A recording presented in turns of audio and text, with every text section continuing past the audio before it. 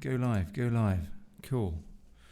All right, so it should be going out on YouTube and on Facebook, people. Coming up in just a few minutes' time, Dennis Spain from Hawaii talking about the fractional reserve banking system and why it's such a ruddy con.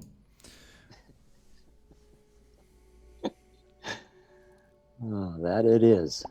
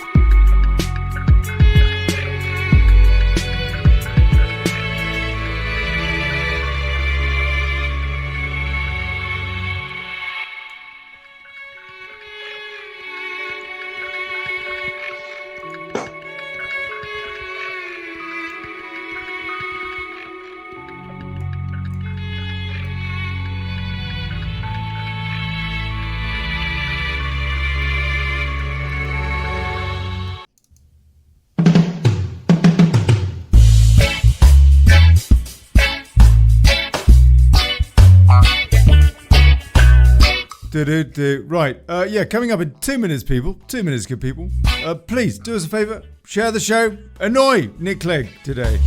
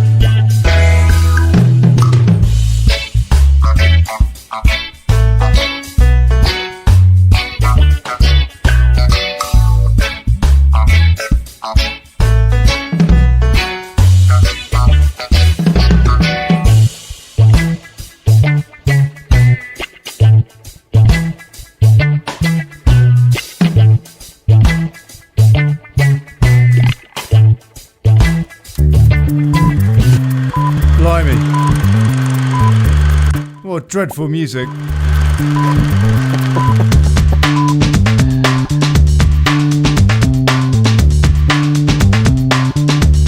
Hey folks,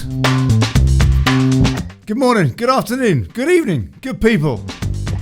Welcome to the Daily Chaos. Auto ab chao, know what I mean? I'm Olly Connelly. Thanks for turning up.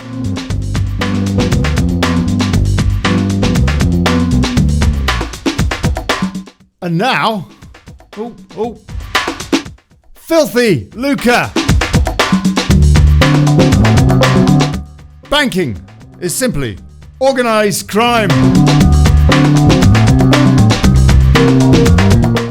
Researcher, activist, Dennis Spain pops in to expose the industry.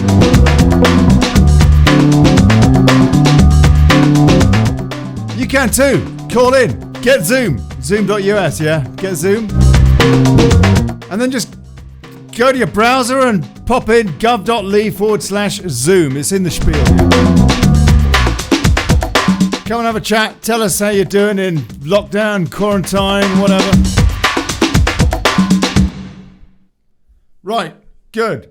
Dennis Spain, over in Hawaii. How are you, sir? A little tired this morning. Yeah, it's quite early for you, isn't it? Yes, it is. What time is it there? Well, it's 6 o'clock, but I don't really get going until around 8. Yeah, me too. I'm a nighthawk. I wouldn't be able to cope. Aye. So, are you all geared up to tell us all about, what is it? Fractional distillation. Isn't that something we did in chemistry? It's certainly related to fractional distillation. Fractional reserve banking. Yes. From for 150 years before the passage of the Federal Reserve Act in 1913, this topic, the topic of money in general, was a hot topic. It was discussed in newspapers, and generally people in the United States, certainly our leaders, were quite knowledgeable about money and banking and its evils. But then with the passage of the Federal Reserve Act in 1913, it's like a deadly silence has descended upon the American people. And I think that maybe 1 in 1,000, if we're lucky, even understand the serfdom that we're living under. Yeah. And if you ask them, they say, the government prints money and all that, but they don't quite grasp the fact that government doesn't do anything. Well, no, the government is really the government sells bonds to a private banking cartel. The banks send nowadays they send a Fed wire paying for those bonds to government accounts, but the check that the Fed wire is simply a transaction backed up by nothing. So it's the most amazing racket ever devised by man. So hold on a sec. Let's be clear about this. First of all, we're talking predominantly about the system in the US today, aren't we? Which is pretty much about banks worldwide, actually. Okay, well that's brilliant. Where there are disparities, Dennis, let's try and clear that up as best we can. But basically, if we start with the Federal Reserve is about as federal Express, isn't it? It's a completely private company. I would say the Federal Express has more patriotism than the Federal Reserve, so it's more connected to the federal government than the Federal Reserve is. Well, okay. Now, as I understand it, a guy called Amschel Rothschild or something years ago said, "Let me control the money supply, and I care not who runs the country, because effectively I run it," sort of thing. And that's basically what we have, isn't it? I paraphrase, yeah. That's basically what we have now. We have a system where a bunch of rich people decide what interest rates you'll pay on your mortgage, for your car finance, all the rest of it. Basically, how much money to take out of your pocket. They issue loans to the government. So, for example, I don't know, they're loads of all the stimulus stuff stateside, for example, or in the UK at the moment. And they're basically taking loans from private bankers who then dictate how much the interest rate will be to the government. Is that correct? I only have one objection to your characterization. The fact that people use the word loan. Right. It's really, this is by the subversion of words, we are subverted. This is the furthest thing from loans possible. What they do is that you go into a bank, you say, I want to buy this house. And the banker says, and I'm not singling out individual bankers. It's the system itself that's crooked as the day is long. Yeah. You go into a bank and say, I'm going to buy a house. And they gleefully say, oh, that's great. Here, just sign on the bottom line here. When you sign the promissory note, that money actually springs into existence. And for the next 30 years or 40 years, or if you refinance for the next 100 years, you get to work for the banks. Right. How on earth did we get into this situation where we, the people, wherever we happen to be, can't control our own money, our own currency? You know, you have to go back to the Bank of England, 1694. You guys started it, not really, but it was the Bank of England is the model by which all major banks in the world operate. Mm-hmm. And I was reviewing English history just the other night, and it gave me a headache. It was so convoluted. So it was the kings of England always seemed to get in debt through fighting wars, and eventually they settled on this system in which the bankers used a fractional reserve mechanism to create banknotes, which were accepted by the populace. England is very interesting. England, for 700 years, as it built its empire, from about 1100 to 1800, used the tally stick program. Are you familiar with that? No. Tally stick? Oh my, the tally stick. I learned all this from a documentary by Bill Still, The Money Masters. Yeah. Very famous documentary. It's well worth watching. It's 3 hours long. Famous largely for how incredibly long it is. Yeah. It is very long, and it's not the information is priceless, but it's presented in a little dry manner.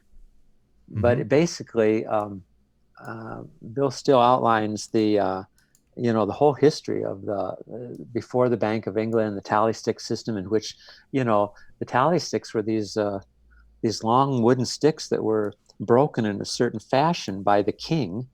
And then he kept one portion, and the other portion of the stick, the other half of the stick, was circulated as money and was used to pay taxes. And they came in various denominations.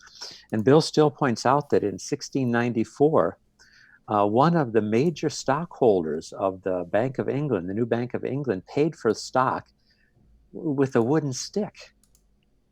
Something like 50,000 pounds or something. Right. Well, I suppose it's got more of an intrinsic value than a lot of paper money. At least you can burn it. And it lasts longer than 700 paper. years, believe it or not. Blimey. And so the major trick that the banks use is that they convince people that they are actually lending previous savings from somebody else. Yes. So when you pay for your house, you get this $400,000 and $500,000 deposit in your account that somebody else gave up in order to earn interest. Yeah, good old-fashioned building society idea, but not actually. Unfortunately, correct. That money is created ex nihilo, out of nothing. And this so how does this work? Privilege. This is the fractional reserve system, isn't it? How does this work then? All right. So let's say someone signs a promissory note for $1,000. Okay. Yeah. And that $1,000 is now placed by an accounting mechanism in the depositor's account. Okay, or you have suddenly $1,000, 1000 in your account, and you take that money out, and let's say you take all of it out to buy building supplies or whatever, and the person you pay that money to deposits that money in some other bank. Okay, so there's some other account in another bank now has $1,000, but that new bank A, let's call it, or Bank B, now has $1,000 deposited in an account. And Bank B now is legally allowed to create out of nothing loans amounting to $900. Okay, so they get some sucker to sign a promissory note. Of course, it's not a sucker. We all need money to preserve a civilization and a division of labor. But someone comes in and signs a promissory note for $900. That $900 is created out of nothing and placed in that new guy's account. The new guy goes out and spends it and deposits and buys maybe something else, a car or something, or a cart, a go-kart or whatever, golf cart. And then that money goes into another bank's account as $900. And that new bank now is empowered legally to create 90% of $900 or $810 of new money. And so this keeps going around and around in this fashion until theoretically about 10 times the original $1,000 can be created and injected into an economy. Well, it sounds ridiculous. Sounds actually so when people say that the global economy is essentially a giant system based on debt, that's why. That's it. The vast majority of no money exists now without debt. So-called money in circulation, the vast majority of it is debt. Exactly. In fact, by your reckoning, not only 90%, but as that goes on, compounded. Yeah. More like you create 900. See, that's how the central bank controls the supply of money. By what it does, it buys around the world, central banks of all the nations, they buy government bonds. The government prints up a piece of paper, takes it to your local central bank. The central banker then writes a check, or actually it's an electronic transaction, but writes a check that pays for that bond, but that check is backed up by nothing. So now that money goes into government accounts and then it's dispersed throughout the economy and through the various purchases of the government. But that money, it's ridiculous. You're exchanging pieces of paper and indebting your population. What the fuck is that about? Absolutely. So that's a bit of a joke, isn't it? Right. So let me get this right. Yeah. Banks basically have the authority to press some key on a keyboard to produce a bunch of money and then to lend that to people. They get interest on that. And so they're making money. They're making interest, having produced absolutely nothing. Not even recycled somebody else's savings.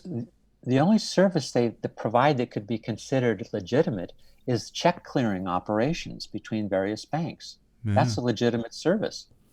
But everything else is based on fraud, in my opinion. And I'm not, I don't present myself as some financial expert. Jesus, I'm a little man who suddenly, after 9/11, woke up and realized he didn't know diddly shit about anything. Yeah, there's a lot of people like that, me included, actually. And this is factual. It's all admitted. It's all on record. Yes. There's nothing mysterious here. It's just that, as you I've say, represented people the aren't aware of process it. Accurately. Pardon? I've represented the process accurately. You have. Now you go to Wall Street and you get all kinds of financial shenanigans going on there. I don't know anything about that, but you can imagine if this fraud gets compounded everywhere else. Yeah. Okay. So why are people not aware of something so basic and intrinsic to their everyday lives, i.e., what is the value of that? What is the true value? You really want to know my answer to that? Yeah. Okay. Well, the people, my beautiful fellow citizens, have been so dumbed down by their primary and secondary education system. This topic is never even discussed, and that's the way the bankers want it. Because they want to keep people hidden. This financier class, I call them, the 0.1%, are nothing but parasites, basically. And is it not the case that the same people that own the central banks also owns the media? Right. Exactly. Not only that, they own Congress. I mean, the banks are the biggest contributors to political campaigns. Yeah. Okay. And so the ordinary citizen is just, see, what happens is that I was thinking about this the other night. The quantity of the currency increases, which actually, for the most part, decreases its purchasing value. So about in the 1990s, I and my family could afford to take a 1 to 2 month vacation on the mainland from Hawaii. We had a great time traveling around the West. I haven't taken a vacation in 10 years. I can't afford it. Well, you live in Hawaii. You don't need to, do you? I don't need to. You must be constantly bumping into the Obamas or popping into, I don't know, buy a bit more of the island or something. Let's not go there, because I can't be in the. There's a local politician that was busy going around shutting down certain stalls at the local farmers market because they were non-essential. The inner Stalin of all our politicians is being revealed by this coronavirus. Yeah. And I can't literally. I was afraid that some financier might get on your show today, and if that happens, I won't be even in the same room metaphorically with these guys, because we're nothing but you're not capable of lying to that extent. They are a bunch of sharks, aren't they? I mean, when people call them banksters, that's exactly what they are. Well, whether they're ignorant or not, and I can't believe they are. Not if they work in the industry. It seems to me that the City of London, for example, is just one massive fraud, effectively, at least based on our banking system as well. You have elucidated today. But they tout that they run around in their $5,000 shit-stained suits, and they control the allocation of resources on the planet. Yeah, the people are. That's right. The people are like we're well-fed serfs. And in some places, we're not well fed. We are debt slaves, literally. Yes. It is basically as that, isn't it? Okay. Listen to. I'm sorry. Go on. What were you going to say? Lincoln had to find. He had to issue. There's a great history. Bill Still lays it out beautifully in The Money Masters, of money in the United States. At one time, even a fiat money between. I have a quote here. Hold on. Just before you go to that quote, just very, very briefly, what is fiat? What does fiat actually mean? We hear about this fiat currency and stuff like that. Fiat money. Fiat means it is a decreed money by the government. Just like the government, the federal government of the United States has decreed that the banknotes of the Federal Reserve system are to be accepted as legal tender. Irrespective not irrespective, actually. It's when it isn't backed by anything, not backed by anything bar consumer confidence, essentially. This is a very good point you make. It does not have to see. For a long time, I felt like the many libertarians did or do, that the money must be metal, precious metals, or backed by something. That's not true, actually. Bill Still illustrates this quite nicely in his documentary. He's funny. Bill Still is the kind of Columbo of financial reporting. You got to watch it. The Money Masters. Check it out. Bill Still is fantastic, and he's got that Columbo jacket, and he's got this deadpan face, and it's just. Very good info. Sorry, carry on, please. Let's see. Benjamin Franklin, who spent a few years in your country before. Before he returned to the United States and raised some hell here. Yes. I'm trying to find his quote here. Naturally, isn't he on the back of a $50 note? $5 bill. 20. I think it's 5. Is it a 5? Is that a Franklin? Let's see. Okay. Yeah. I've got a Franklin. I'll get to it here. I took so many notes and now I can't find it. Hold on. Let's hear it. Okay. So here's one of the first quotes I want to read. I'll read it slowly. Okay. Yeah. The colonies. And I don't want to offend my fellow planetary citizens in Great Britain. The colonies would gladly have borne the little tax on tea and other matters, had it not been that England took away from the colonies their money, which created unemployment and dissatisfaction. The inability of colonists to issue their own money permanently out of the hands of George III and the international bankers He's writing this in the 1770s. Okay, Yeah, still out of the relevant hands today. of George III and the international bankers, was the prime reason for the Revolutionary War. A lot of Brits feel the same way about the City of London, God. I think. Yeah. Okay. For years I thought, I bought the history hook, line, and sinker that because some fake Indians dumped tea in the Boston Harbor, that was the real reason for the Revolutionary War, the tea tax. But no, it was not, because the colonies had a fully functioning fiat currency script. It was issued in the right quantities, such that there was not inflation, but it kept people trading and kept commerce going. But the bankers behind in the Bank of England did not like that system at all, and they pressured George III to take away that privilege. They forced the currency on the Bank of England banknotes on the United States. Anyway, apparently, they were going to call the film with Nigel Hawthorne, The Madness of King George, The Madness of King George III, because he was George III, wasn't he? But they didn't, because they thought Americans would think it was a sequel. I'm sorry. Right. Okay. So let me get that right. Even back then, all the way back then, 1750-ish, the currency in the US, which was issued by the Bank of England, was not backed by anything. I don't know if you could have taken a banknote to the Bank of England at that time and exchange it for gold or not. I don't know if that was true. But The point is that, the bankers always created more notes than were backed up by gold or silver. Oh, that sounds a bit like buying gold today. If you buy gold from some online broker, they more than likely will just send you a certificate or something, which is nothing. Worth nothing. You have to, unless you've got the physical asset tucked under your bed or something, or in a vault or something like that.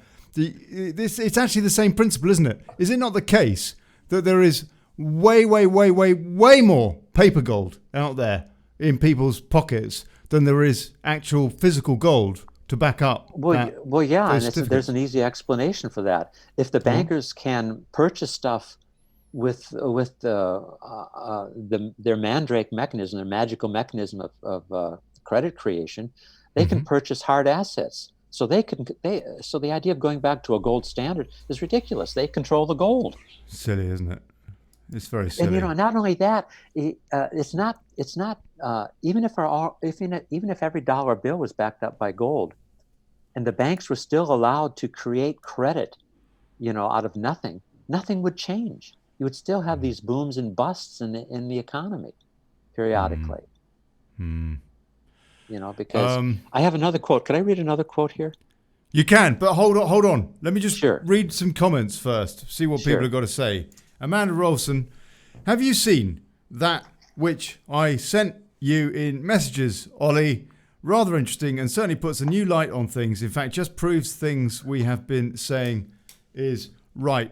And the answer to that, Amanda, is no, because I am utterly useless with my inbox. And so I haven't. I'll tell you what I did see. I did see Out of Shadows, the documentary yesterday, which was put together by a couple of stuntmen in the States, Mike Smith and Brad Martin, together with former CIA whistleblower Kevin Shipp, who a lot of you will know, and Liz Crokin of Pizzagate fame, who has been ostracized by the mainstream media for basically bringing that into the frame. Speaking the truth. Incredible. Out of Shadows. Check that out. If you go to my face crook, whatever it is, fascist bot account profile thing, you'll see it. My last post or two, you'll see a link to that. Or just check it out. Just put it into Google or something, and it will probably be buried on about page 5 of the results. despite the fact that it had about 4.5 million views within 48 hours. I'm not kidding. And yet they didn't even have it trending on YouTube, because Google is evil. And there you go. But there again, they're letting me stream today, which is kind of them. Wonder how long that'll last. So anyway, yeah, Out of Shadows, absolutely amazing. And it explains a lot of stuff in very, very simple terms. It's the perfect documentary to sit your folks down in front of that are not red-pilled yet. And it gives them a very, very clear analysis, synopsis of how this world is run and the kind of psychotics that hopefully we're going to see ousted in this draining of the swamp, if we ever actually get it. But of course, he's had his hands tied behind his back by all the lies from the mainstream media, who went on with column inches, acres, and the size of entire countries worth of column inches, lying about Russians and goodness knows what. We know all that was lies. These are the same people that never bother telling us what a joke and a corrupt sea of filth is the international banking system. And there you go. Anyway, Sam Phipps, we all have bits of paper, bank statements, bank notes, etc. It all means nothing. It's all digital numbers on a computer. And Sam Phipps also says this channel, I don't know what is going on about something. Cassie Mac, I heard if you have physical gold that the government could order you return it. Not sure if that's correct. And Wendy Atkinson says... 1933. Hey, go on. Sorry, Dennis. Yeah, that's exactly what happened in 1933. The bankers demanded that the federal government confiscate America's gold from their citizens. They damn well can do it. They've done it. That's right. How? So that was off the back of the Great Recession, the last one as opposed to the one we're about to have, and the government decided that in order to basically make things even worse for people, by the sounds of it, they would apprehend all of their gold. Yeah. How? With what justification? Well, no justification other than that the bankers demanded it. See, why did Americans go along with that? Gun-toting Americans. Well, I don't know, but we're so dumbed down anymore. Not just America, but it's just like we're flooded with information, and yet we're not that much smarter. I just find that unbelievable. Like your money or your life. I mean, what is the difference between that and highwaymen? It was literally highway robbery, which actually you get in the States to this day, don't you? You get police in the States and they can take everything in your car and steal it. Forfeiture. Forfeiture, yeah. Asset confiscation. But that's what the banks do when you don't pay back their promissory notes. They control the assets. Abraham Lincoln, in order to fund the stupid war of independence of the South, that war was a crazy war. He had to create a fiat money, the greenbacks, and they worked quite well. Actually, the bankers were going to loan him money for the war at 30% or more interest, and he said, "I don't think I'm going to do that." So one of his advisors says, "Well, the Treasury can just simply print up these greenbacks and use that to finance the war. The people will accept these greenbacks." And they did. And the greenbacks functioned pretty damn well. But here's what the Times of London said about the issuance of greenbacks. You're going to love this. If this mischievous financial policy, that is a government actually printing its own money, which has its origin in North America, shall become indurated down to a fixture. I love, you people really know how to speak English well. Shall become indurated down to a fixture. then that government will furnish its own money without cost. It will pay off debts and be without debt. It will have all the money necessary to carry on its commerce. It will become prosperous without precedent in the history of the world. The brains and wealth of all countries will go to North America. That country must be destroyed, or it will destroy every monarchy on the globe. This is from the Times, I think it was the Times of London, 1863. You bad Brits. It's actually very topical that now, because it's the same deal with people trying to bring down the United States, but not to protect monarchies, but to protect globalism, to protect the banks. Yeah. And are we not seeing that at the moment? Is nobody sees it. I'm telling you, nobody sees it. No, hold on. Well, no, I hear that because the mainstream media is owned by the same people that own the banks or control them. Is controlled by the same. But are we not seeing? Let's get into presidential assassinations first of all. Actually, because there's been quite a few. Well, yeah, and it always seems to be when they go up against the bankers. No, exactly. Tell us about tragic. that. It's tragic comical. As Lincoln, of course, he was assassinated soon after the Civil War ended. Then there was Garfield. Garfield had an interesting statement about James Garfield. James Garfield. Then McKinley was assassinated. Then John F. Kennedy was assassinated. I mean, all these people were people who were kind of uncovering the fraud or the corruption of the banking mechanism. Yes, it's amazing. Yes. What? Yes. Okay.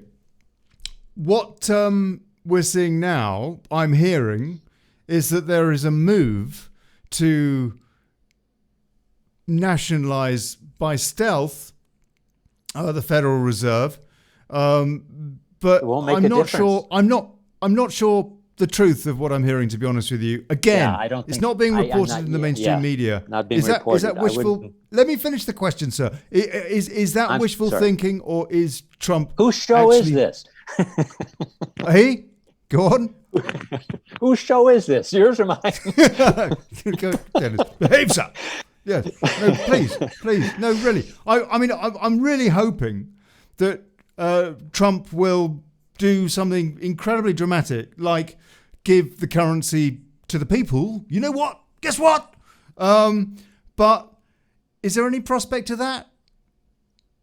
Have you ever known anybody in politics recently that explains to the American people or to the world how this debt-based money system works?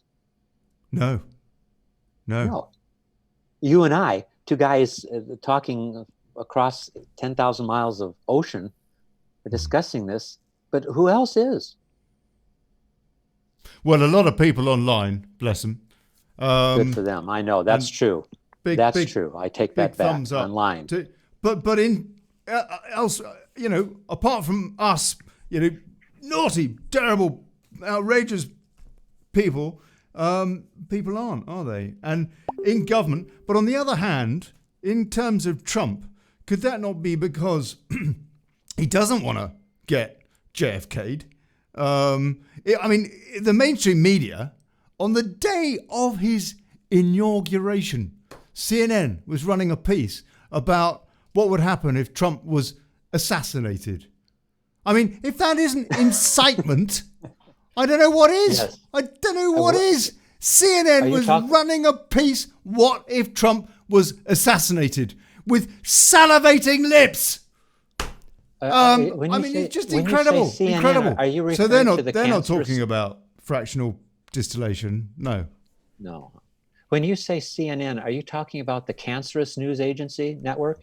China News Network, Clinton News Okay, Network. let's be clear about that. Yeah. So anyway, I'd like to, after the death of Lincoln, Otto von Bismarck made an amazing statement. May I quote that? I don't want to bore you. Otto von Bismarck, who had a bloody great big boat named after him. Yeah, I'm not putting him out there as some. I don't know enough about Otto von Bismarck. I know he united Germany, but anyway, he said this translation, of course, he spoke in German. The death of Lincoln was a disaster for Christendom. That's a very interesting statement. There was no man in the United States great enough to wear his boots, Lincoln's boots. I fear that foreign bankers, with their craftiness and tortuous tricks, will entirely control the exuberant riches of America and use it systematically to corrupt modern civilization. They will not hesitate to plunge the whole of Christendom into wars and chaos in order that the earth should become their inheritance. Huh.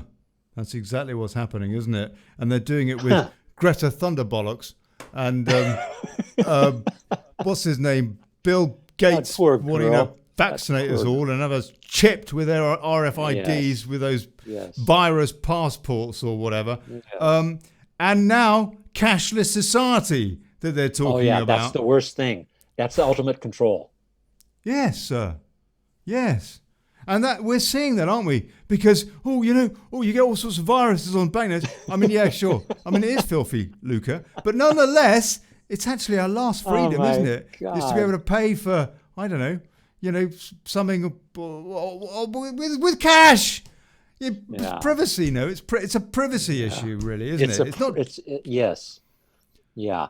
I was in a local drugstore the other day, and it was really depressing because all my fellow Hawaiian citizens, they were wearing masks. I wasn't wearing a mask because I don't believe the virus will crawl down my leg, walk across the floor, and jump onto somebody. They were wearing masks, and they were checking out with their dutifully wearing masks, but checking out with cases of beer and cases of Diet Coke. And I just thought, gee, wouldn't it be better to stop eating non-foods and maybe take off your mask and have a functioning immune system? I don't know. It's just a thought I had. Yeah. No. Yeah. Sure. I really am very full of wonderment as to these statistics behind me. By the way, are all rubbish. One thing that is good. Great news. By the way, that's according to the CDC, the Center for Disease Control in the States. This is all rubbish. Yeah. They're saying, we massage the figures. If you're not sure, just put it down to COVID-19 and then you can have a whole autopsy, but we won't change the mortality rate. They put that down in an alert.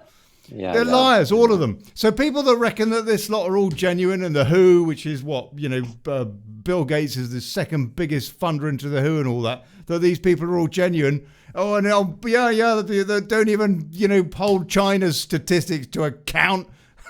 Laughable as they are. You're mad. You're in denial. Get your head out of the sand. Right. So, okay. Dennis, tell me about the night before Christmas Eve, 1913. Yeah, that's an interesting thing. A bill was crafted, a piece of legislation was crafted, and just before the holiday recess, Congress was going to debate this, and then they were assured by the leadership at that time of the Senate or the House of Representatives, I'm not sure, that they could go home for the holidays, and they'll resume the debate when they came back. But quite a few senators and representatives went home, but then the bill was called to the floor and it was passed. And so this was the Federal Reserve Act of 1913. It's called the Glass-Owens Act as well. And I have a proposed constitutional amendment, which I want to read later on in the program when we end, that rescinds this Federal Reserve Act. And I want to put it out there for discussion because nobody's discussing an alternative. I put into operational language a constitutional amendment which would return banking to an honest profession and would stop this slide into depravity and corruption that the present monetary system is primarily responsible for. See, everybody is flailing away at the branches. There's so much corruption in the world. That's what the internet has exposed, actually, the level of corruption in the world. But there's so many facets, there's so many branches to this corruption that we could spend the next 1,000 years attacking each one individually. I say strike at the root. Corrupt money corrupts all the professions. Yes. Okay. They are. They seem to have a habit of doing that kind of thing. Good day to bury bad news, I think, was the way that Tony Blair's government put it on 9/11 when they started covering up various indiscretions or dodgy dealings from that government on the day that the towers fell. And by the way, if anybody knows Dr. Judy Wood, please book her. Get her on the show. Get her on the show, please. Help me. Look, are you talking about that biochemist? Yes. She's got an amazing book out. What's her name? I got to look up her name for you. It's not Judy Wood. It's Judy Mikovits. That's it. Different one. Mikovits. Different one. Mikovits. She's what a bright light she is. Look, folks, do us a favor. I feel as though I'm hitting my head against a brick wall here a little bit, to be honest with you. I mean, we've got 28 people watching this thing on YouTube. What's the point? What is the point? Yeah, I know. What's the point? Really, exactly. I'm seriously wondering what is the point of doing this show. Look, do us a favor, share the thing. Don't just share it to people. Share it to groups. Yeah, share it to groups. And also get me guests. But somebody please get hold of Judy Wood and get her to come on this show. Because it's not Judy Wood. It's Mikovits, Mikovits. That's another one, Judy Mikovits as well. I'm sorry. I thought you were confusing. If you deliver them, I don't care what their political colours are. Frankly, if they're going to have an interesting conversation, I will interview them, and you know that I'll do a good job interviewing them. Get them on the show, and I will do the rest. I promise you. But please, you know what? This has got to be a community, because at the moment I kind of feel like I'm hitting my head against a brick wall. I'm just being frank with you, So there you go. Look, God bless you. I really, really appreciate all of you lot tuning in, but we've got to push the envelope because, I mean, for example, that Outer Shadows documentary is absolutely awesome, but it's not trending on YouTube. YouTube are trying to suppress it. Everybody trying to suppress anything which is countering the crap, the lies, the pedo pals at the likes of the BBC or from that Pope in his pulpit telling us how we're comparing us to Hitler if we're populists for crying out loud. Pop means people. How can that be wrong? Look, we have to fight back. And not just, sit back with a cup of tea and let somebody else do the work or whatever. It has to be a team effort. Please, please, please get involved. Please, please, please, please, please. Right. Okay. Dennis. Okay. 1913, Christmas Eve, the day before, they slid this through the Federal Reserve Act when everybody had buggered off on, Christmas holidays and all the rest of it. All very, very classic tactic. But also, there was something else that happened a year before then with a group of people that were very, very concerned about this push to set up this private bank that would issue the debt for the United States. And those people very conveniently drowned. Can you tell me, please, what you know about the Titanic and what happened there in relation to the setting up of the Federal Reserve? I guess there was, I don't know. I do know that story. There were a group of financiers who were, I believe they weren't on board with the plan. But I don't know if I would go so far as to say the Titanic was, they died on that voyage, of course. I just don't know enough about that to make any statements. I'm sorry. No, it's all right. It is curious though, because I mean Yeah. that Titanic thing. I don't know what happened. I've got no idea. It was a good movie, but um, there were some people that were hugely influential, as I understand it, who were dead set against the setting up of this private bank, and their voice wasn't there the next year Yeah. when they actually did it. Yeah. And so it is an interesting theory. I think there's a documentary out at the moment about the Olympia, which is the sister was the sister ship Yes. to Yes, I've seen the that. Titanic, and some people reckon that it wasn't the Titanic at all that was going across the Atlantic on its maiden voyage, but it was actually the Olympia, which was defective in some respects, and the Titanic actually never sank at all. I've got no idea the truth of it, but what I do know is that we are debt slaves now. One coming forward to territory that we can be certain about, Dennis, Glass-Steagall. The Glass-Steagall Act. Now, I don't know if you know anything about that, but Well, I do know that it was passed under the presidency of Bill Clinton, and it removed. He revoked it. The Oh, he original revoked. Glass-Steagall Act. Oh, yeah. That's right. The original Glass-Steagall Act separated Yes. the giant risk of Wall Street gambling, the huge casino that is Wall Street, from Main Street and your regular banking, deposit Yes. banking. So if you put your money in a bank on Wall Street, on Main Street, it wouldn't get Right. gambled and frittered away by some Yes. yuppie or whatever on Wall Street. It was Right. there was a wall right down the middle to safeguard your savings, your pension, and so on.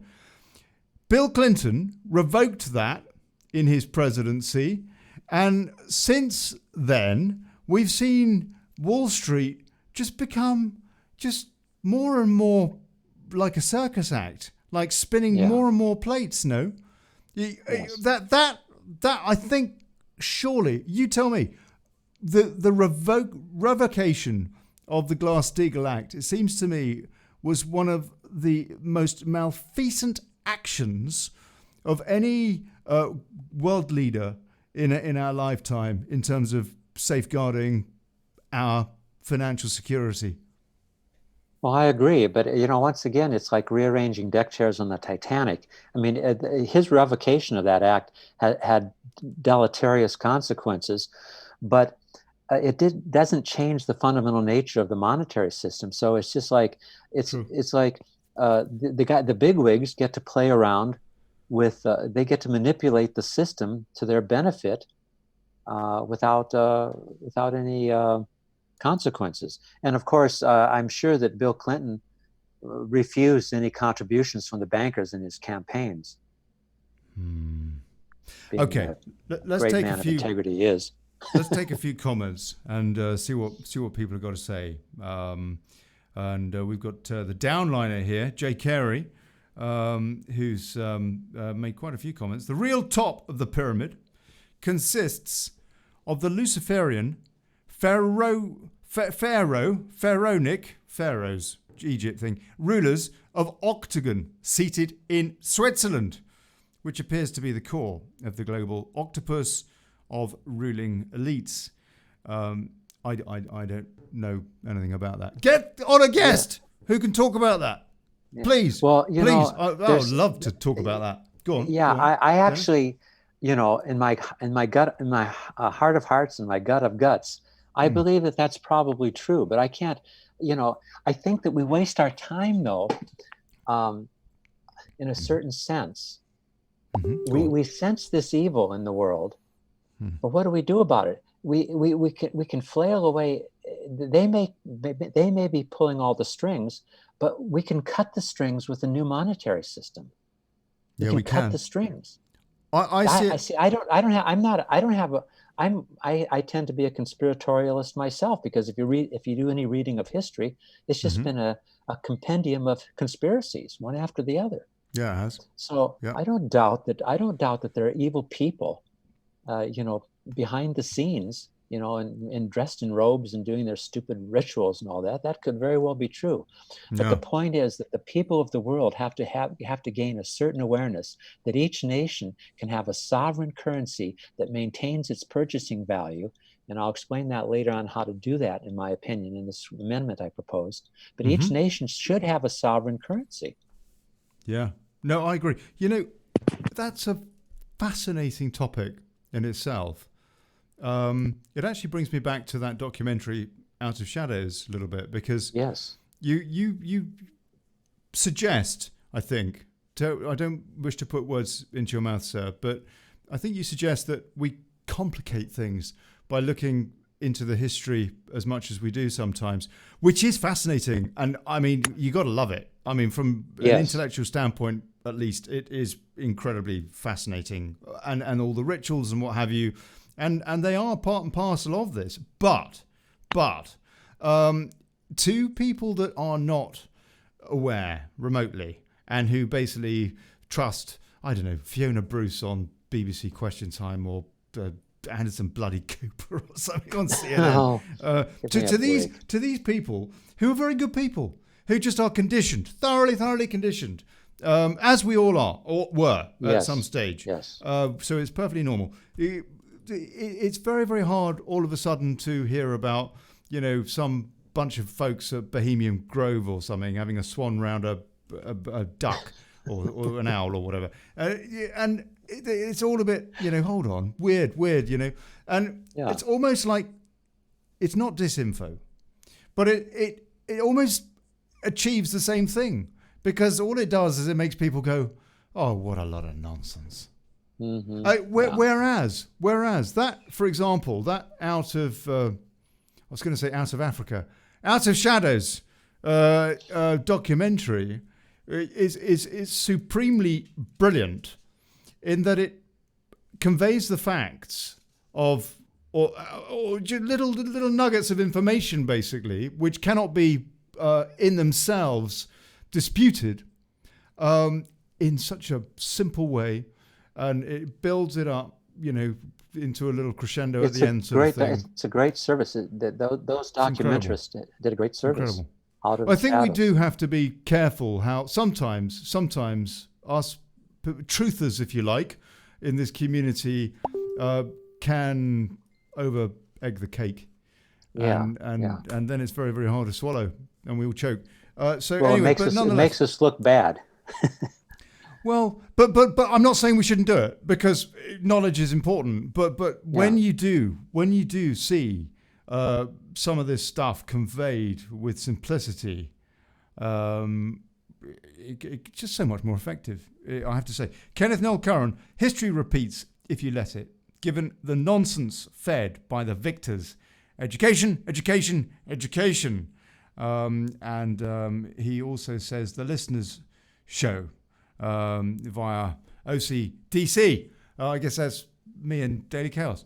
God bless you. And the downline also says, in short, CERN, that's that thing in Switzerland, that merry-go-round, serves as the secret entrance to CIA headquarters, which is located in the underwater alpine canyons of Lake Geneva and is only accessible via underground trains from CERN. Downliner, Jay, fascinating. Get me a guest. We'll talk about it. William Davis, interesting. Think somewhere I read in the past around 17 presidents either were assassinated while in office or prior to leaving. I thought at the time was an incredible stat. 17. I don't think it was 17. I think it was 4, actually. Yeah, well, I don't know, but amazing. He also says, William Davis, the WHO, the World Health Organization, is going on right now. It's laughable as they're not answering any questions about what Trump's points of view reference COVID-19 made in China, Yeah, the WHO is in a bit of a state. They're obviously worried about losing their salaries or their expense claims or whatever. Stuart Firth says, let us put our minds together and see what life we can make for our children.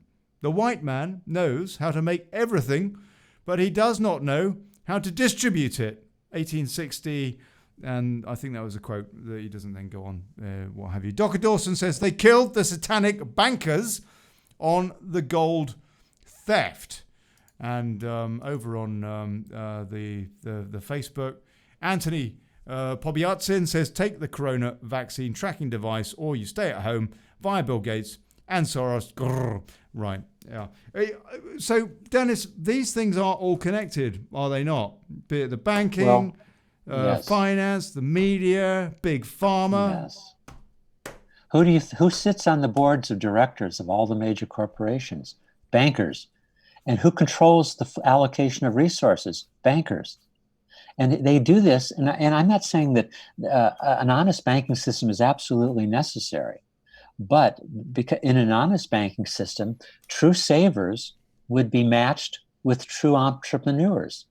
But now these bankers sit on the boards of directors of these major corporations and media corporations, all throughout the world. And they are the ones who create the money out of nothing to fund enterprises or to fund new undertakings. So banking is so extremely important that when you control banking, you control the division of labor. And as a result, we have what we have today, because the people who have risen to the top in the banking industry, I won't even, if they're walking in the same sidewalk I am, I will cross the street, because as far as I'm concerned, they're evil. And they can paint themselves in all kinds of, like prostitutes, in all kinds of attractive colors. And the bottom line is that they control the allocation of resources on the planet, and the citizenry of the planet does not. Do you trust Trump about draining the swamp? Go ahead. I'm sorry I interrupted you. Do I trust Trump? Do you trust Trump? The reason that he got so many of us so excited was because he talked on his soapbox about draining the swamp. And when he said, in that debate, when Hillary Clinton said he was dodgy or something and, got to look out for you, and he said, well, I'll put you in jail. I mean, that was it. Vote winner. But can we trust him? Here we have to rely on something other than factual information, actually, because it's hard enough to sort out the facts. I trust the guy myself. Well, that's good. I think he's up against something he had what surprises me is I don't even think he knows the nature of banking or the monetary system. He's a very successful businessman, but honestly, we take money for granted. After 1913, it's so few people have spoken up about the nature of our currency. And I think that you can become a very successful businessman and not know what I know, basically a poverty-stricken acupuncturist in Hawaii. We do live in a pyramid structure of need to know, don't we? Yes. And so that does make sense. And some people, they say, well, how would that work? There's so many people that must know and all that. Anybody that's ever worked in an organization knows how a pyramid works. And you have a board of directors at the top. And above that, you've got the chairman and the CEO or the CFO or whatever. And they're having a chat in the loo over a few lines of Charlie or something. And then they go into the boardroom and they have a chat with them. A few more people know. And then they talk. And then it eventually goes all the way down to the cleaner. But it doesn't, does it? It doesn't. It doesn't. A pyramid structure works, and there's no reason why it shouldn't work on a bigger scale, on a globalist scale, and what have you. Yes. So it completely makes sense that Trump wouldn't know and wouldn't have known what he was getting himself into, for example. I want to. Can I say something here, please? People. In the past 30 years, China has arisen as a major industrial power and an amazing people. But this was made possible when Nixon took us off the gold exchange standard, That's right. and the dollar floated totally, which means basically the bankers had free rein to create as much credit as they want. This expansion of credit after 1971, I think it was so great that it caused a very serious inflation, and it caused a tremendous upward pressure on the costs of production. So major companies were pressured to outsource by simply the economic reality. So once again, you have the nature of a currency, a free-floating currency based, created by the 0.1% as debt, driving up prices, driving up costs of production, and hence causing an outflow of American manufacturing capability to China. And the Chinese people, they've been around 5,000 years. They're smart people. They took advantage of it, and they created in 30 years, they created something that might have taken them 100 years to do. Yeah, but once again, right. It was driven by monetary policy. Look where it's got us today. Look where it's got us today. We're in a situation where we rely on the China shop to get our face masks, and none of them work. It's easy to bash China, actually, and there are very, very valid points. But I always like to point out to the people who are doing the bashing, and why didn't you bash the United States that has killed 1 million plus people in the Middle East as the Israel Protection Agency? Why don't you strike there? Well, it's not. Well, you can do both. I mean, it's not. You have to do both. The problem is the globalism, isn't it? It's not a national thing. I mean, you've got people that are in charge of different countries or what have you, like Xi Jinping, the dictator in China, or whoever's in charge wherever. But actually, it comes back down to the banks again, and so China. Oh blimey, I don't know. I get. It's probably the most complicated topic we can talk about, the nature of our currency, and it's probably the most important topic we can talk about, other outside of the spiritual realm, which is another. Man has one foot in the mud and one foot in infinity. We're talking about the muck right now, and it's important that we have language that covers both realms. Is the Chinese financial system much different, or is it essentially another? I think I believe it's essentially the same. We talk about Rothschild's banks, yeah? Yes. Rothschild's banks. And is that a slur on the Rothschild family, or is that well-founded? And to say that they control... I think it's well-founded. It's well-founded. Is it true that they control... Historically. Is it true that they control all bar about 3 or 4 central banks around the world? Is that true? I don't know about that. I just looking at the history of the Rothschilds at various points in the past 200 years, they've managed to exert tremendous influence by virtue of control over central banks. So this information is not, I'm not privy to this information. The Federal Reserve won't allow me to audit them. I know it's a surprise. It's a real surprise. I carry so much weight here in Hawaii. I'm surprised that they don't jump to my tune. But have they ever been audited? The Federal Reserve? Never. The courageous Ron Paul. Sounds a bit courageous like the EU. Ron Paul. In 22 years, actually. He stood before usually an empty house and gave these beautifully created, crafted speeches that could fill your mind with so many new ideas. He spoke mostly to an empty house, but he entered it into the congressional record. He called for an audit, frequently. Who did?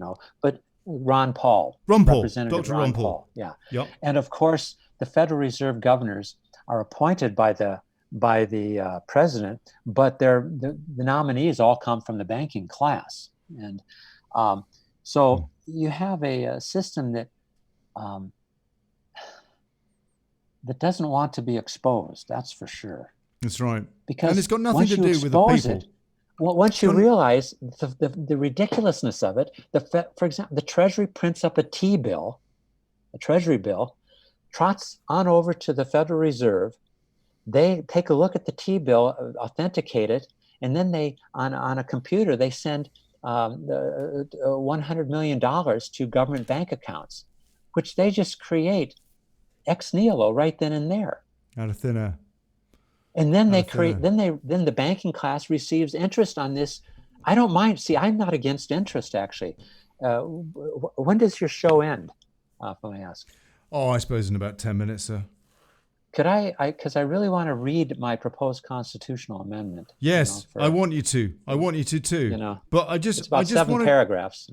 Okay, go on. Let's do that.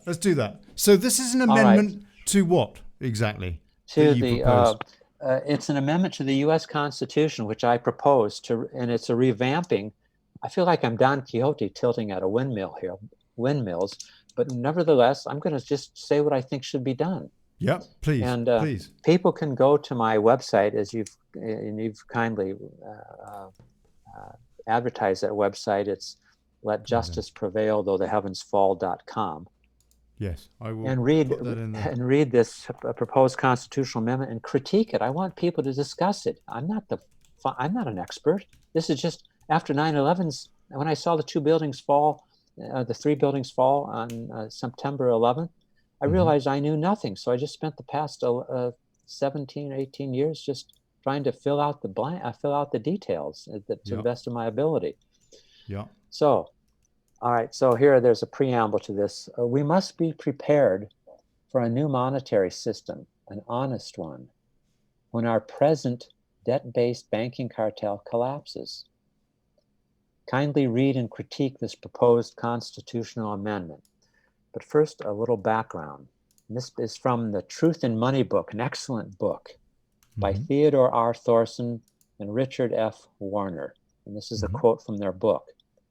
Someone had to borrow at usury to bring that money, that is the checkbook balances, the bills, and the coins, into existence. The money goes out of existence as the usury and the debt principal are paid back to the bank. Most people don't know this. That money was created out of nothing, and when you pay off your mortgage note, it disappears. It's erased. It's an accounting erasure. These amounts which are erased or go out of existence are huge. Several billions of dollars go out of existence each day. And actually, this money goes into the reserve accounts of the Federal Reserve banks out of the hands of the public. And this book was written in 1980, so the amounts which are withdrawn daily presently are much larger. Continuing the quote, if the money is not replaced with new loans, a shortage occurs. Soon individuals and businesses experience serious cash flow problems. These result in more and more loan applications to banks, the only place where money is being created to replenish the supply. Okay, that's the end of the quote. Now, here's a proposal for a possible solution. And so hold on a sec. Hold on. Whoa, yes. Dennis, before we get to the solution, let's yes. talk through that. So what you're saying is that the banks have to keep creating debt to feed the system. Yes, or there's no money in existence. Can you please explain that to me in ways that, as the guy said in Margin Call, just pretend that I'm a puppy Labrador. Yes. And when you sign a promissory note, like a mortgage note or whatever, or when you swipe a credit card, that money is created ex nihilo, out of nothing. Okay, and it appears as an account entry in your bank account. Okay. So you go spend that money and you build a house or whatever, and you pay this loan back. So as you pay the principal and interest back on the loan, every payment, the principal simply disappears out of existence, and the mortgage note or the promissory note, decreases in value by that amount. Okay, but that money that you pay back into that to pay off the principal portion of the note gets extinguished, just as it was created out of nothing. It gets extinguished back into nothing, and so that leaves the money supply. Okay, so eventually people, in order to keep a requisite quantity of money in circulation for commerce and trade and living and taking vacations and whatever, someone somewhere must take out a loan Are from you these sure? banking So okay. So you take a loan from a bank. As we've already explained, that money is printed out of nothing. It's created out of nothing, yes. Or rather, more accurately, 90% of it is. Well, no, all of it is originally, because the Fed creates the original base money supply when it sends its FedWire checks to government accounts. That money is created out of nothing as well. But that becomes the base by which the banking class can create more money. So then you earn a few quid in your job. Yes. And you go back to the bank and you make a loan payment for the money that you've borrowed for your house or your car or whatever. That money you've actually earned. You've actually, and you may have been given it in, I know it, but what you're saying is that all the money in circulation effectively has no intrinsic value, and therefore it's a paper system. Is that not what you're saying? Well, because in itself, that actually isn't so much of what is the key issue of the problem, is it not? The bigger, the underlying issue is that the money itself isn't pegged to something of value. No? Well, I disagree with you. No, you're right. But see, that's not necessary. As I'll explain further in the constitutional amendment, it's a fiat money, although in most cases it has not worked throughout history. In some cases, it has worked because the quantity or the volume of the currency was kept within check. Okay. And the colonial script from 1760 to 1776 functioned admirably, according to Bill Still in his documentary, and I believe him. Or you could say it just hasn't been as obvious how perverse the system is when you have a limit on the money in circulation. No? Ultimately, things should have a value. If you buy something, you exchange it for a token. That token should have a genuine value of some kind.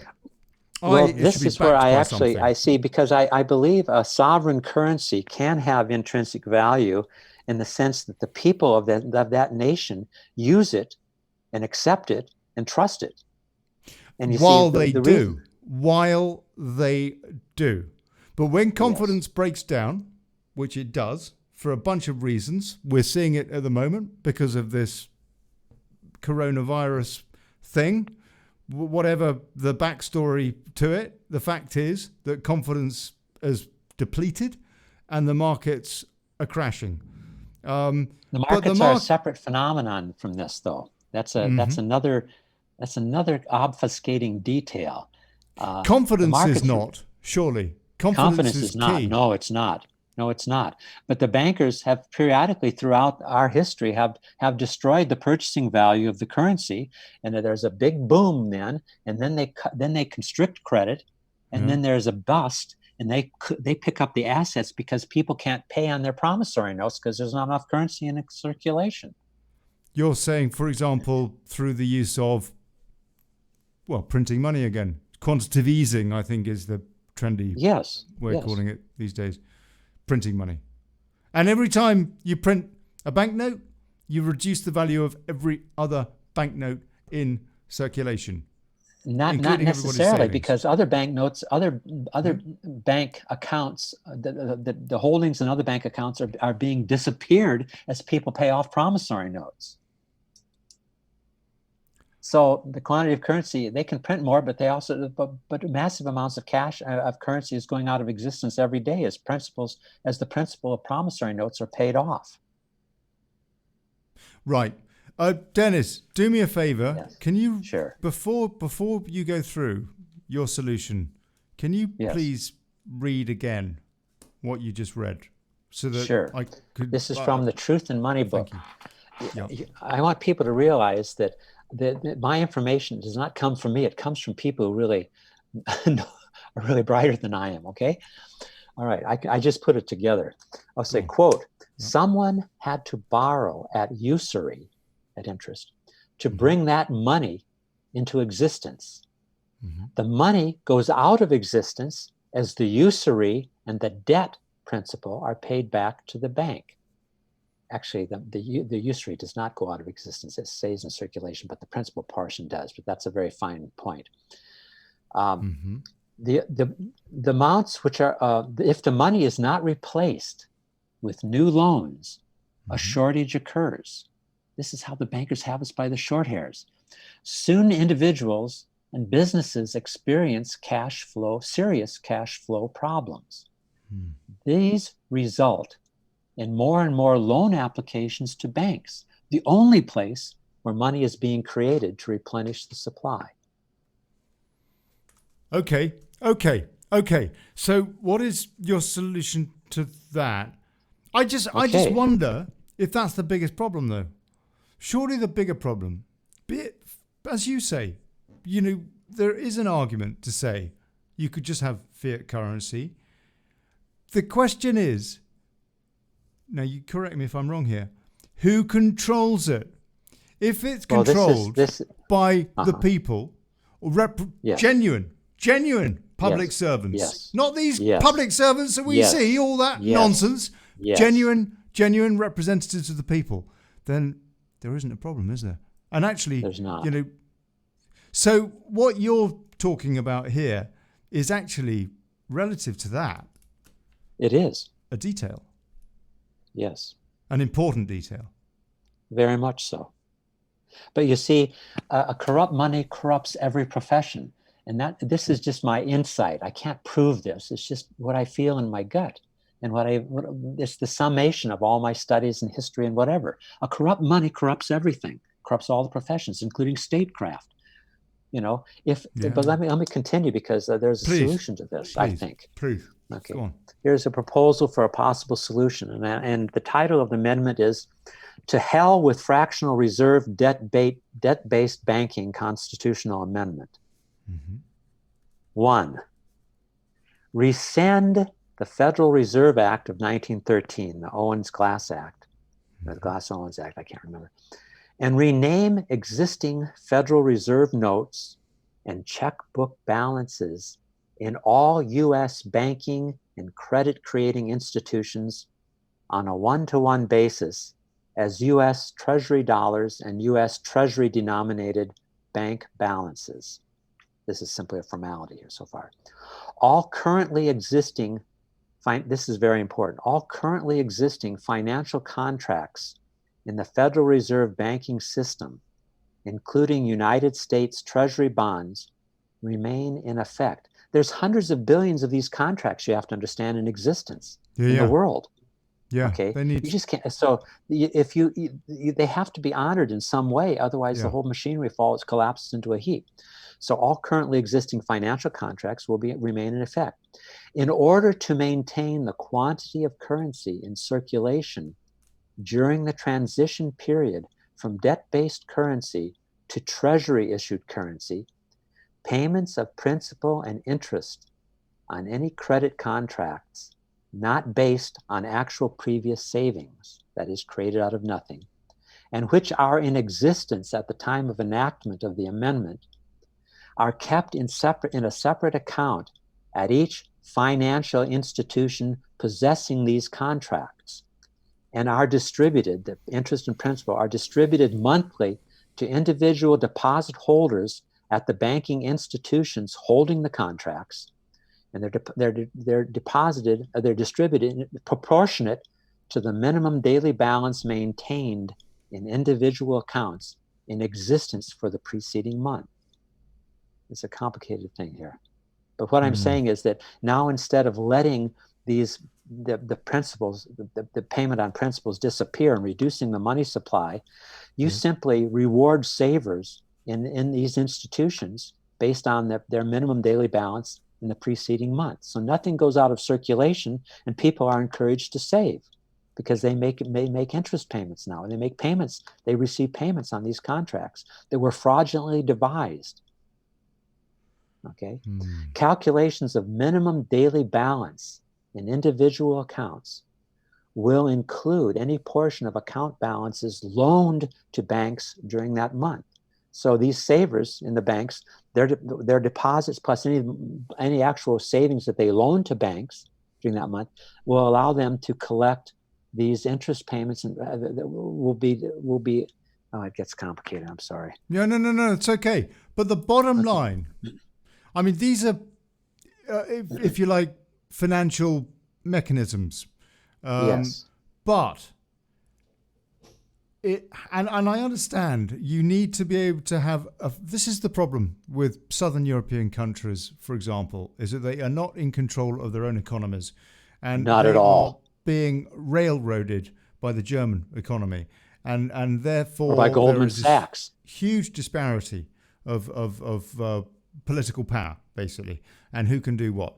The Portugal, Italy, Ireland, Spain, and Greece, the PIIGS, they are absolutely, they have two hands tied behind their backs as to what they can and cannot do because they cannot, for example, devalue their currency, which is what, for example, a country like Greece could do with doing in order to then be more competitive and to boost its economy.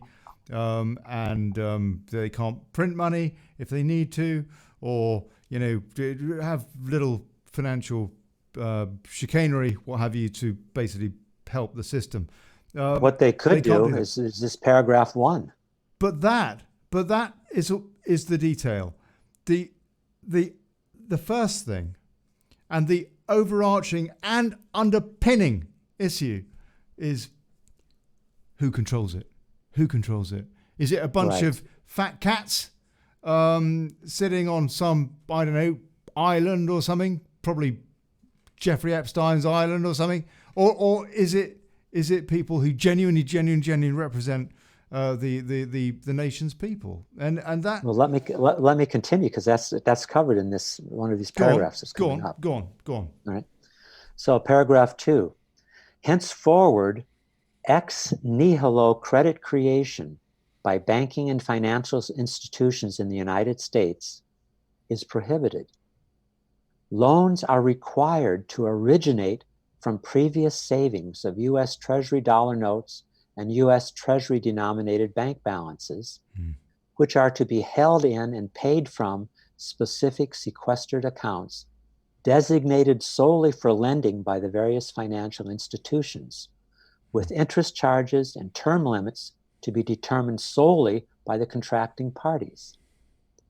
Non-cash reserves, this is accounting numbers, held in the regional Federal Reserve banks in accounts of the member institutions of the Federal Reserve System, no longer form the basis for credit creation and are extinguished via accounting erasure. Cash reserves held by individual banks become the property of the respective institutions. Regional Federal Reserve banks continue to provide check clearing operations for the member banks.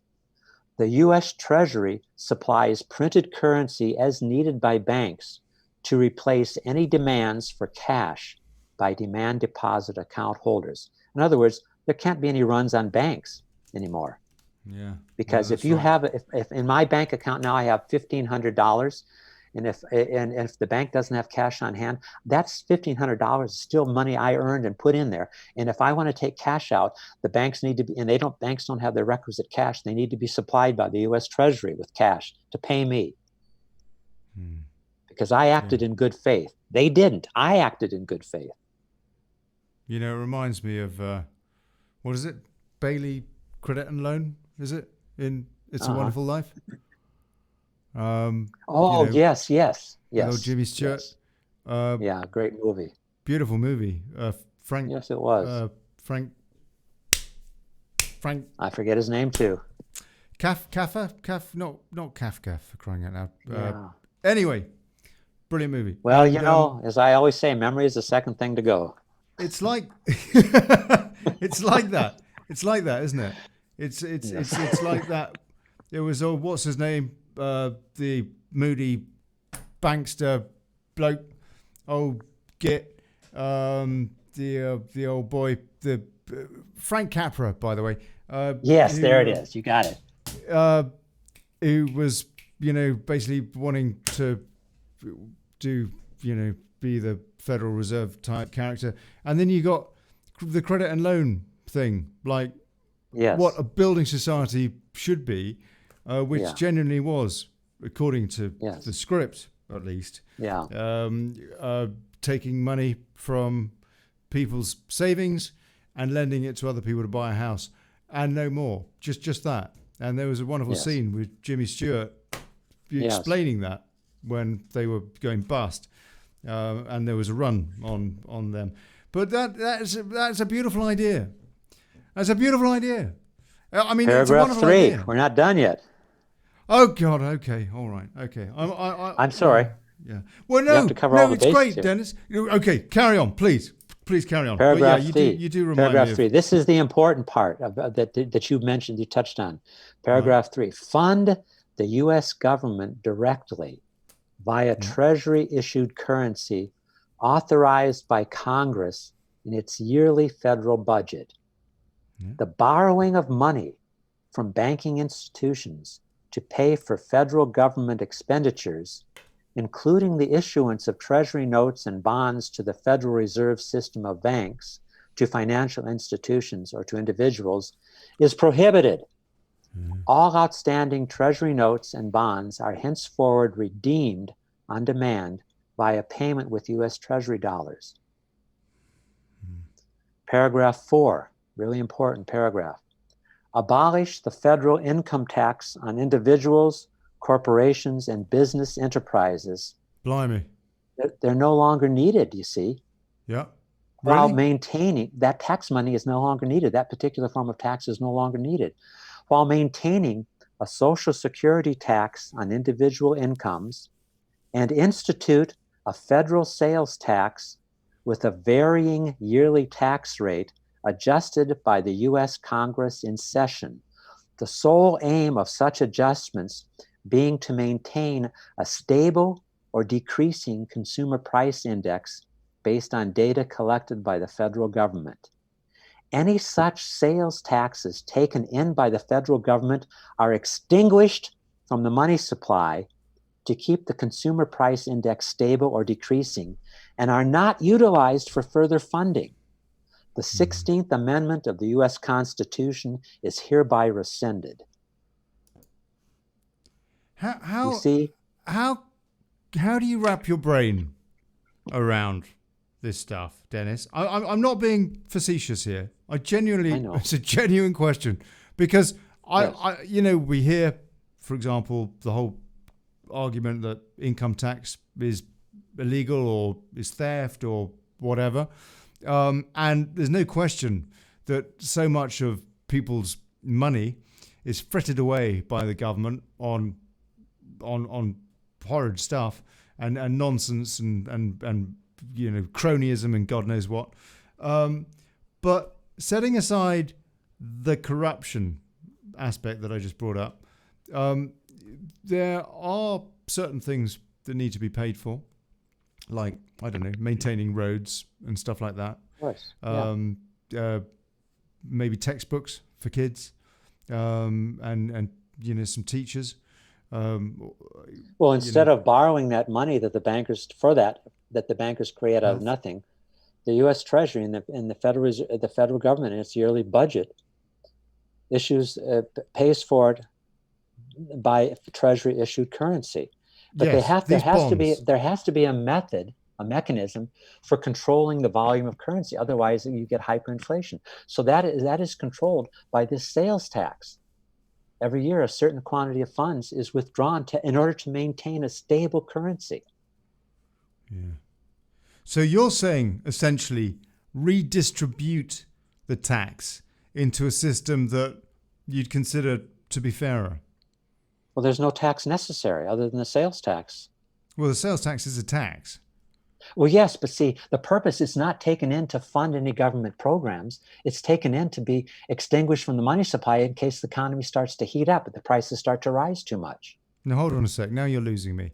So you've got a nurse who is, I don't know, putting a cold, wet flannel on Boris Johnson's forehead, trying to keep the Prime Minister alive. And he too draws a salary. So there's two salaries there. And they need some money. And so you get the Congress sit down, or whoever, and they say, we need to pay for those two salaries. So we'll draw a bond. No, that's not quite it. What I'm saying, see, there's already money in existence. Mm-hmm.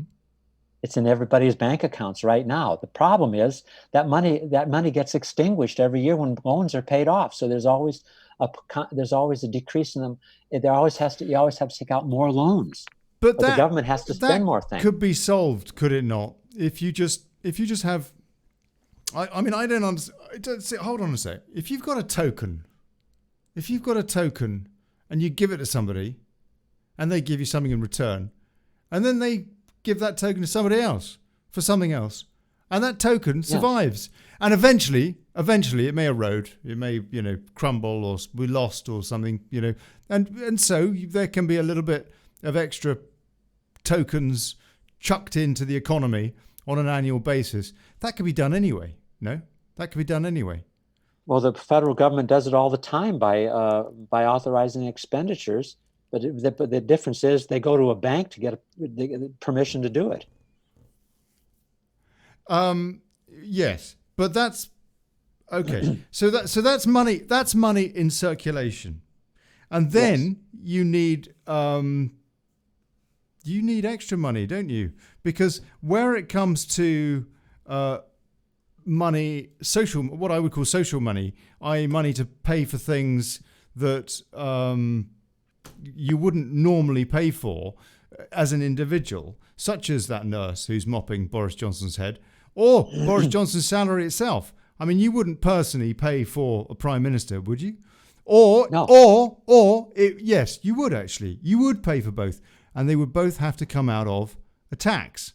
And so they would both come out of... No, this is a good point you're making, but you're missing the point. Go on. See, the reason we have the income tax and corporate income taxes now is actually, one of the reasons is to pay off the interest to the bankers. Yeah, but we can getting rid of that, setting that aside. Let's assume that we've kicked them in a touch and we've put them all in jail, and Hillary Clinton too.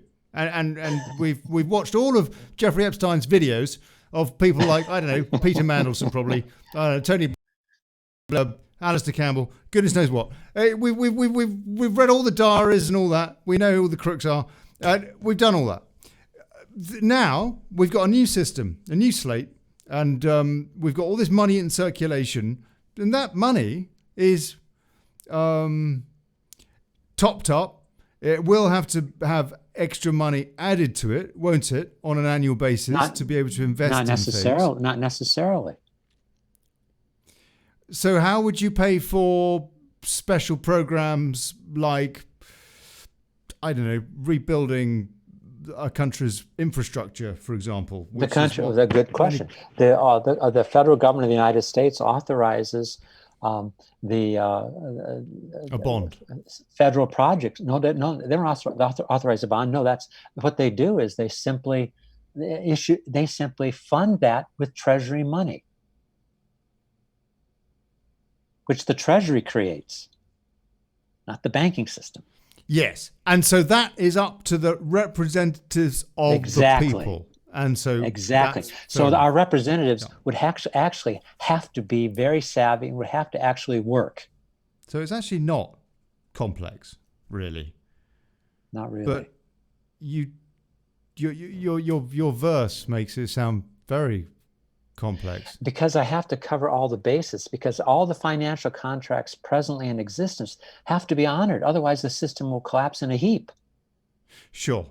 Yes, absolutely. So I have to be very precise in my wording. And I'm not saying that I want people who are more knowledgeable than me to take this apart and see if it can't be improved. But at least I'm stating in operational language something that can be done. People have. And you mentioned somebody who I think is a bit of a hero of yours, yeah? Ron Paul. Yes. Yeah. He wouldn't approve of this, by the way. Why not?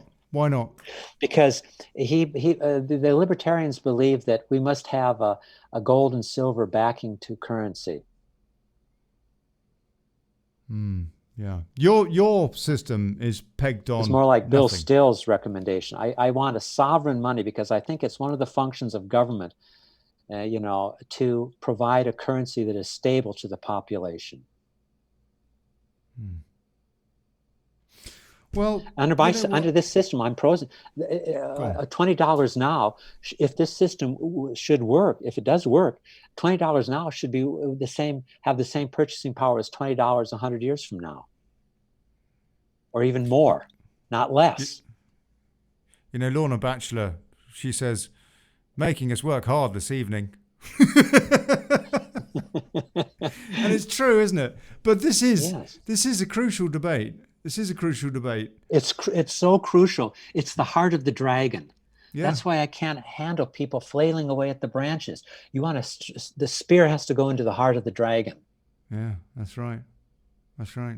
I agree with you. You can spend 100 years addressing each of these corruption issues ad hoc, and it won't matter. No. There's three small paragraphs left. Go on. Oh, blimey. Oh, struth. Okay. Go on. Paragraph 5. Clause 1, Article 1, Section 8 of the U.S. Constitution is amended to read as follows. The Congress shall have power to collect customs duties on imports uniformly applied throughout the United States. So the federal government can still apply tariffs and collect money from tariffs. Right. Yes, that makes sense. Just read that again. Just read that again. Clause is technical because it refers to Clause 1, Article 1, Section 8 of the U.S. Constitution is amended to read as follows. The Congress shall have power to collect customs duties on imports uniformly applied throughout the United States. Right. So, for example, old Trump can say to China, we don't want your cheap testing kits. So we're going to tax them 500% or something. The libertarians are against this too, but I think the founding fathers were quite brilliant. Huh? They wanted to protect American industry, and every nation should want to protect its own industry. And that won't shut down trade entirely because there's every place has a distinct advantage to produce certain things, but you have to have the ability to protect certain industries. Yeah. Or that's right. Every nation. Nigeria needs to protect its scamming. Needs to protect against China. Scamming industry. Oh, yeah. Forgive me, fellow Nigerians, forgive me. That was a poor joke, but I've been scammed cheap. by one Nigerian, so I'm a bit pissed off. very, very cheap. Right. Okay. Go on. No, that makes sense. Okay. Go on. And the next one. Okay. Then number 6 is paragraph 6, clause 2, article 1, section 8 of the U.S. Constitution is rescinded as well. That's just, you have to read the Constitution to see why that has to be done. Paragraph 7. What does it refer to? To be honest, I'm trying to skip over because I actually forgot what I meant by that. Oh, for goodness sake. Come on, for goodness sake, come on, Spain. Go on. Next. Okay, next. No, it was important to do, but I'm sorry. I meant to review this before I That's got on okay. the show. Now, the last paragraph. Okay, this is an important paragraph too, the short one. The adoption of this amendment does not prohibit the use by the citizens of the United States of any alternative currencies they should choose to use in their private or commercial transactions. Sorry, say that again. Say that again. The adoption of this proposed amendment does not prohibit the use by the citizens of the United States of any alternative currencies they should choose to use in their private or commercial transactions. So you can still use PayPal, or you can still use Bitcoin. You can still use, or whatever. You can still use Bitcoin, yes, or any other. This is a true sovereign currency. However, will be preferable to use. But I don't want to restrict the freedom of people. This puts a brake also, because see, the problem with fiat currencies is that they always inflate. They always print more than they need to, or they should, because it's easy. But with this sales tax, you print more than you. If the prices start to rise, you withdraw it and extinguish it from the currency supply. Yeah. Well, I have to say, what you say does make sense. Just to simplify the tax code and to... Oh, yes. Mostly, more than anything... That's a monstrosity. More than anything, to cut out the middleman. Cut out the middleman, yeah? Exactly. This is the quote from Mayor Amschel Rothschild. Yes. Permit me to issue and control the money of a nation, and I care not who makes its laws. And this is a good spot to end on. What a git.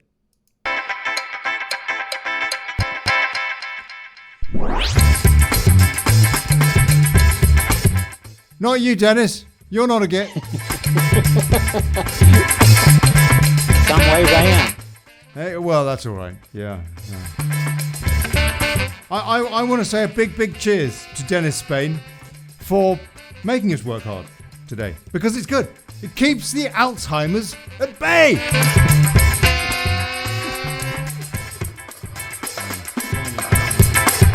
And yeah, I mean, it just comes back to the same things that are, for example, discussed in that documentary, which I've been harping on about, Out of Shadows. These same people that control the media, control the banks, control Big Pharma, control government, control everything. And we've just got to cut them out!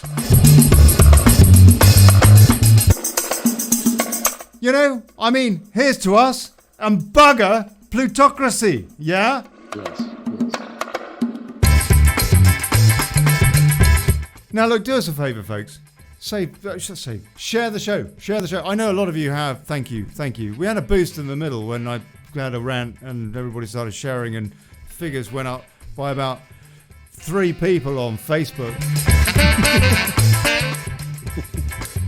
I'm going to share it. I have 5,000 people on Facebook. Do you? Oh, God bless you, Mr. Spain. Thank you, sir. Yeah. Look, tomorrow, I've got no idea what's going on. I've got no idea. I might take the day off. I might. I'm not sure. I'm thinking about it. On Friday, Mark Windows is coming on to have a chat about, I don't know, basically bloody plutocracy again. Finley on Saturday is going to be joining me to lick toads from the Nevada desert.